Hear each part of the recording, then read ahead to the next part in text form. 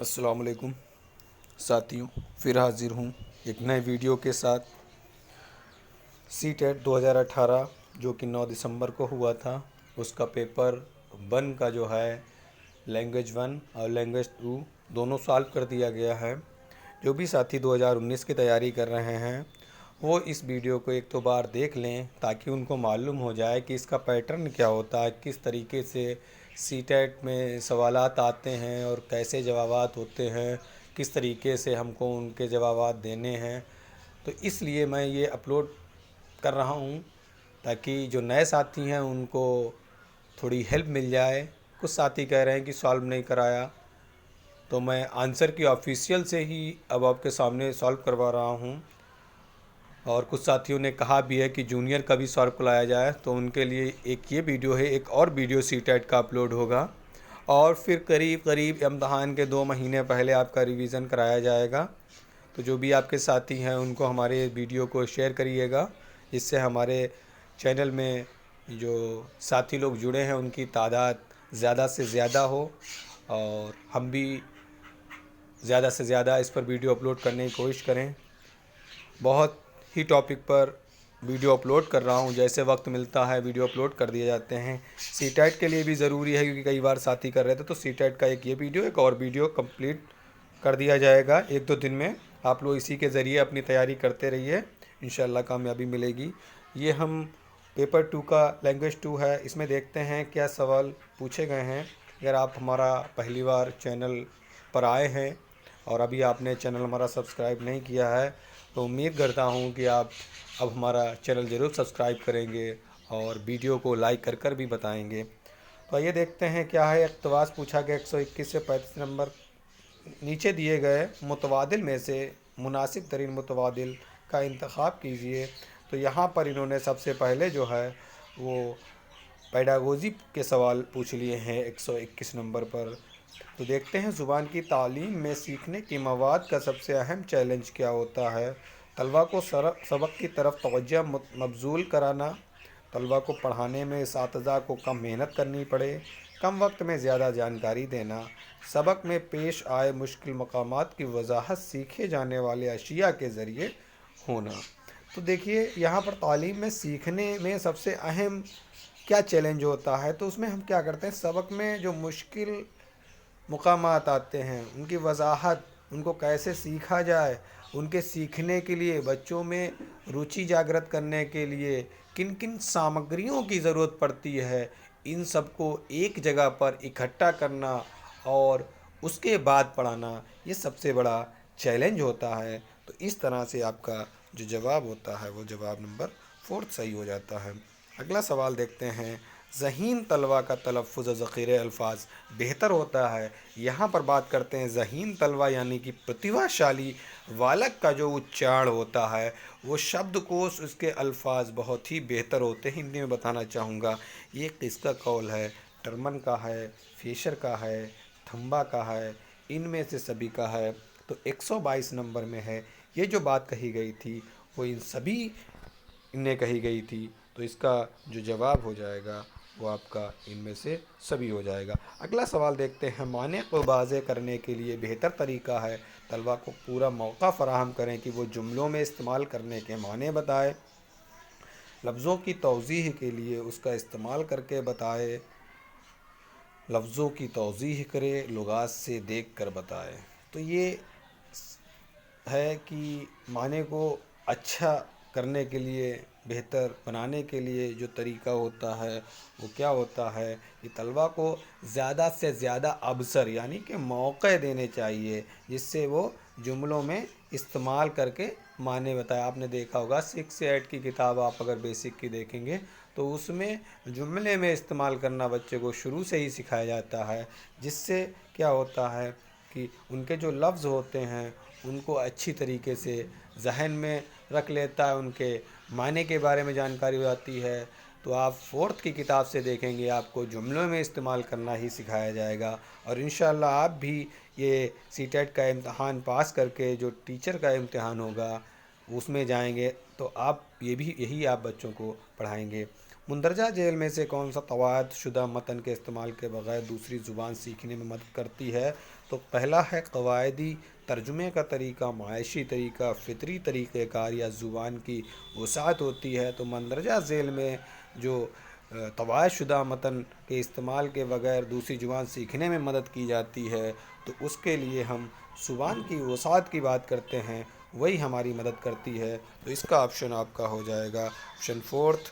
اگلا سوال ہے 125، غلط پڑھنے کی عادت ہونے کی ایک وجہ ہے جماعت میں حد سے زیادہ بچوں کا ہونا، انگلی سے اشارہ کرنا یا پڑھتے وقت آنکھ کی طرف انگلی سے اشارہ کرنا، ہم لسانی، پیشہ ورانہ۔ تو غلط پڑھنے کی عادت کی ایک وجہ پوچھی گئی ہے، یہ 25 نمبر سوال ہے۔ تو 25 نمبر کا یہ ہے کہ انگلی سے اشارہ کرنا یا پڑھتے وقت آنکھ کی طرف انگلی سے اشارہ دینا یہ ایک عادت ہوتی ہے۔ اس کا صحیح جواب آپ کا ہو جائے گا آپشن 2۔ اگلا سوال دیکھتے ہیں 26 نمبر ہے، مندرجہ ذیل میں سے کون سا طریقہ کار مشکل لفظوں کو پڑھانے میں قدیم زمانے کا طریقہ ہے؟ درست جملے بنانے میں مدد کرنا، درست تلفظ، یا طلبہ جملے بنانے میں مشکلات کا سامنا نہ کرے، ان میں سے سبھی۔ تو 126 نمبر جو ہے وہ کیا ہو جائے گا کہ طریقہ کار مشکل لفظوں کو پڑھانے میں جو قدیم زمانے کا طریقہ تھا وہ الفاظوں کا درست ہونا ہوتا تھا۔ تو اس کا صحیح جواب ہو جائے گا آپشن 2۔ اگلا سوال دیکھتے ہیں، مندرجہ ذیل میں سے کون سا مہارت سے تعلق نہیں رکھتا؟ سننا، زبان میں دلچسپی، پڑھنا، لکھنا۔ تو زبان کی مہارت کی بات ہوتی ہے، سننا، بولنا، پڑھنا اور لکھنا۔ زبان میں دلچسپی جو ہے وہ اس کا کوشل نہیں ہوتا ہے، تو اس کا آپشن آپ کا ہو جائے گا آپشن 2۔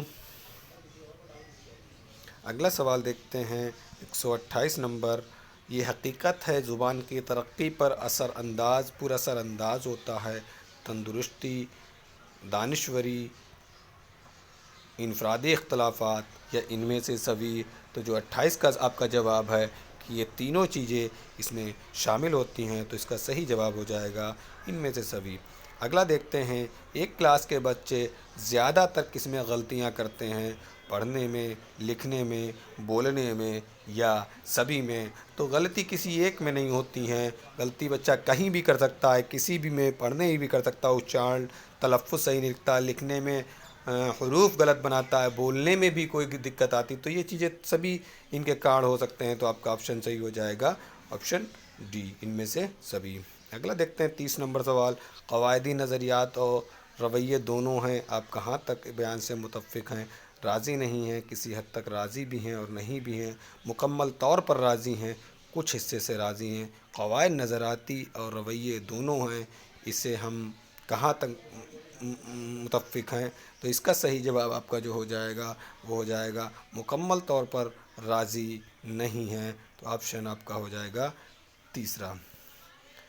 31 نمبر دیکھتے ہیں، تحتانیہ اور وسطانیہ کی سطح کے طلبہ میں زبان سیکھنے کی طرف راغب کرنے کے لیے لازم ہے طلبہ کو زیادہ سے زیادہ املا لکھایا جائے، طلبہ کو زیادہ سے زیادہ قواعد پڑھائی جائے، طلبہ کو کتاب پڑھنے کی ہدایت کی جائے، طلبہ کو بار بار منہ زبانی تفہیم کرائی جائے۔ تو اس کا جو صحیح جواب ہوتا ہے آپ کا آپشن ہو جاتا ہے 4 نمبر، طلبہ کو بار بار منہ زبانی تفہیم کرائی جائے۔ اگلا سوال دیکھتے ہیں، مندرجہ ذیل میں سے منہ زبانی پیشکش میں کون سا طریقہ مفید ہوگا؟ اشارتی، آمنے سامنے کی پیشکش، اشارتی زبان میں پیش کرنا، صوتی پیشکش، نظم کا گا کر۔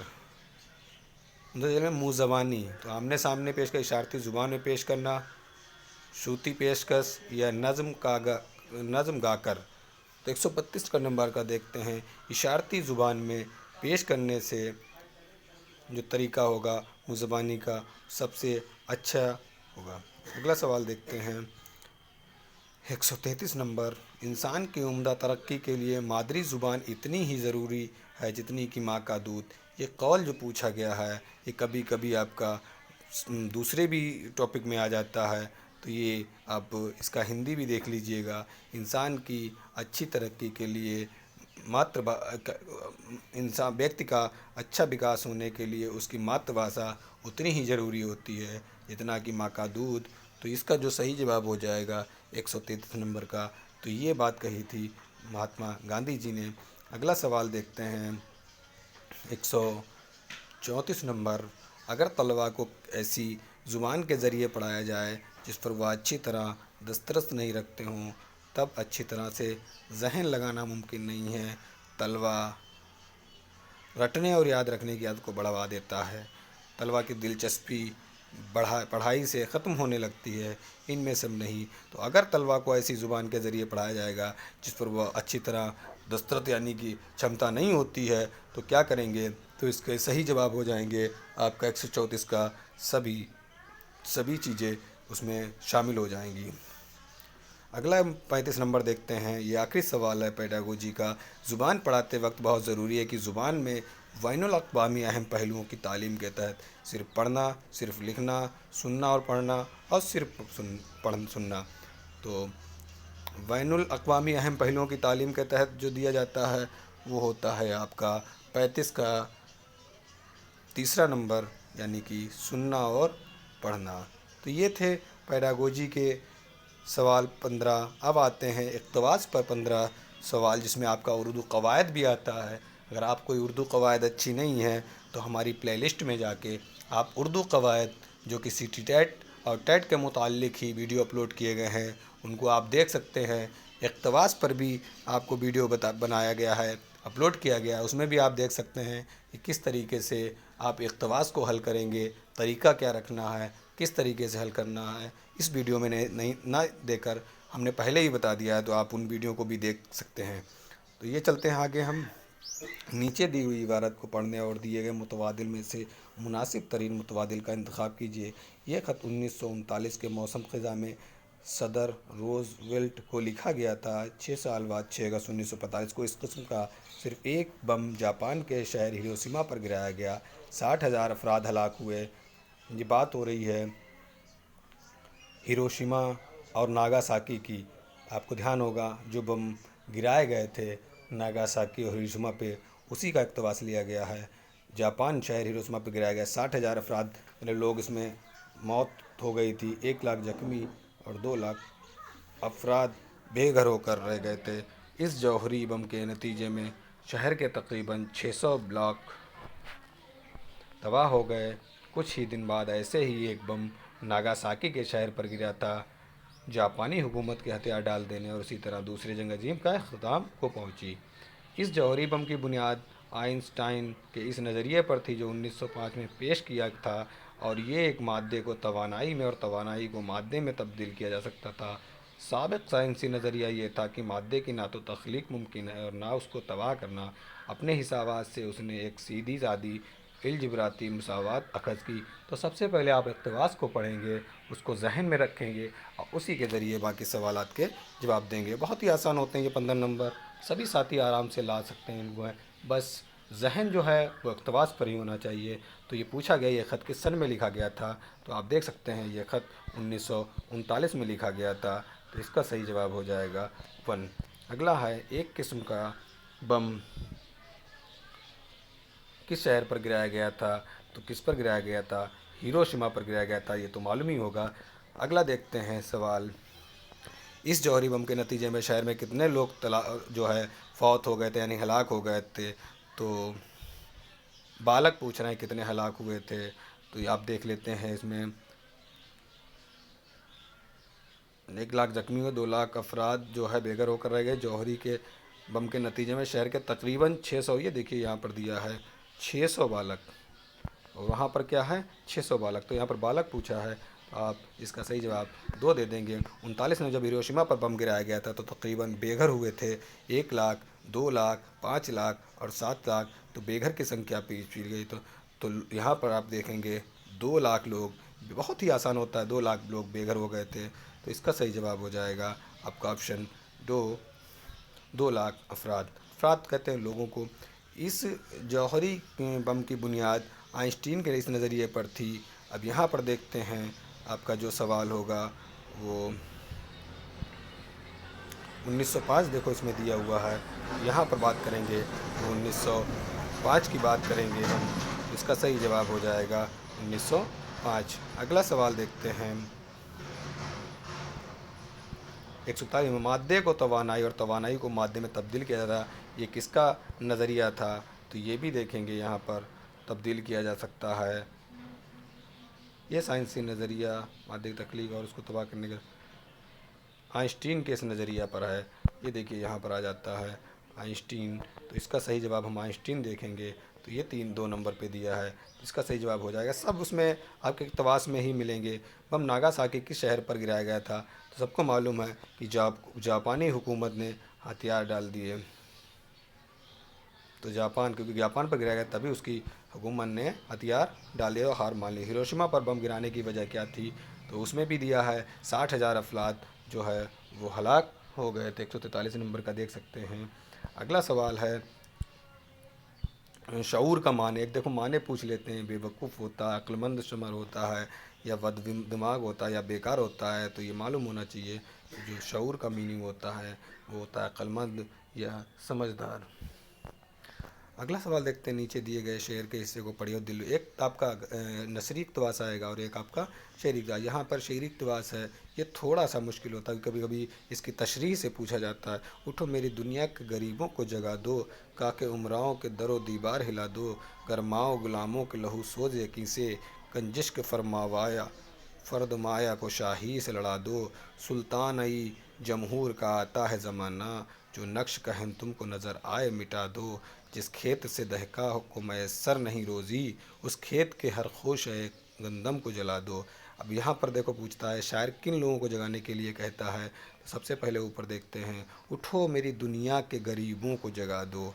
तो जो आपका सही जवाब हो जाएगा तो वो हो जाएगा आपका 45 नंबर का जवाब नंबर ए, गरीबों की बात की गई है। अगला सवाल इसी तरीके, गुलामों का लहू किससे गरमाना चाहिए? अब देखते हैं, गरमाओ गुलामों का लहू सोज यकीन से। अब यही हम सेंटेंस उसमें देख लेंगे जाके, सोज यकीन। तो यहाँ पर देखते हैं सोज यकीन दिया है आपका 1 नंबर पे। बहुत ही आसान होता है, इस बार तो काफ़ी आसान पूछा गया है। थोड़े पेडागोजी में 1-2 सवाल जो हैं वो अपने मुताबिक उन्होंने ही रखे हैं, जिनके जवाब नहीं बदले हैं। किस चीज़ को मिटाने के लिए शायर कहता है? तो आप देख लेते हैं इसमें, जो नक्श कहीं तुमको नज़र आए मिटा दो।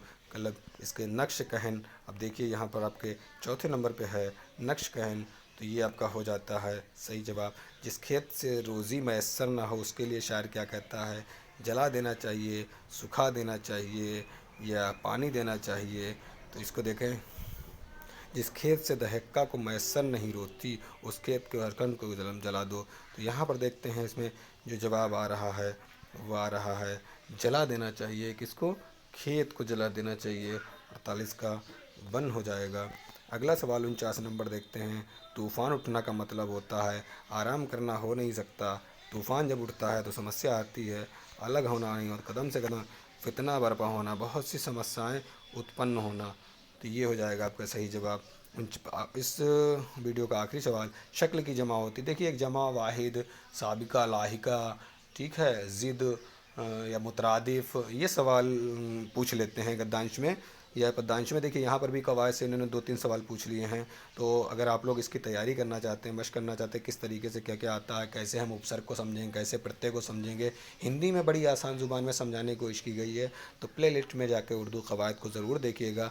अगर और भी कोई सिलेबस के मुताबिक पूछना चाहते हैं तो कमेंट बॉक्स में लिखिएगा, इंशाल्लाह उस पर वीडियो बनाने की कोशिश की जाएगी। तो ये शक्ल की जमा होती है अरमाल, जवाल, अशकाल, अफजाल। तो इसका सही जवाब होता है अशकाल। तो ये था हमारा सीटेट पेपर 2 पर लैंग्वेज 2 का एक पेपर। अब इसकी लैंग्वेज फर्स्ट भी 1-2 दिन में अपलोड कर दिया जाएगा। जो भी नए साथी हैं वो इनको 2 बार देख लें, इसके पैटर्न को समझ लें। इंशाल्लाह 2019 की उनकी तैयारी अच्छी तरह से की जाएगी।